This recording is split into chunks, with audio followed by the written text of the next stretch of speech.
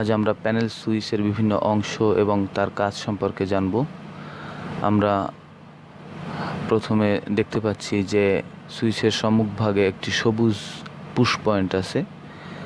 এই পুশ পয়েন্টটা পুশ করলে সুইচ অন এবং অফ হয়। আমরা একটা ক্যাপ দেখতে পাচ্ছি। এই ক্যাপের সাহায্যে সুইচটিকে প্যানেলের সাথে সংযুক্ত করা হয়। ভিতরের দিক থেকে সুইচটিকে স্থাপন করার পর ক্যাপটির থ্রেড আটকে দিয়ে আমরা প্যানেলের সাথে সুইচটিকে স্থাপন করে দিই। সুইচের আমরা 4টি কানেকশন টার্মিনাল দেখতে পাচ্ছি, যার ভিতর 2টি হচ্ছে নর্মালি ওপেন এবং 2টি হচ্ছে নর্মালি ক্লোজ। যে 2টি পয়েন্ট দেখতে পাচ্ছি এই 2টি হচ্ছে নর্মাল ক্লোজ এবং এই 2টি হচ্ছে নর্মাল ওপেন। আমরা একটু খেয়াল করলে দেখব যে এখানে NO লেখা আছে, অর্থাৎ এই 2 পয়েন্ট হচ্ছে normally open.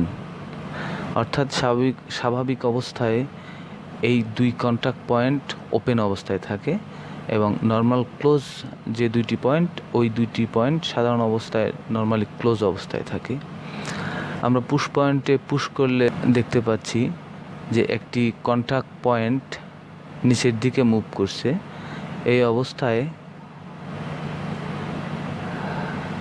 Normal open close হচ্ছে এবং নর্মালি ক্লোজটা ওপেন হচ্ছে। আমরা একটু খেয়াল করলে দেখতে পাবো ভিতরের কন্ট্রাক্টগুলো মুভ করছে। স্বাভাবিক অবস্থায় এই 2টি পয়েন্ট ক্লোজ অবস্থায় থাকে। এই সুইচগুলো সাধারণত মোটর কন্ট্রোল সার্কিটে ব্যবহার করা হয়। মোটর অন অফ করার জন্য এটি ব্যবহার করা হয়। আমরা প্রয়োজন অনুযায়ী এই 4টি পয়েন্টের যে কোনো 2টি ব্যবহার করতে পারি।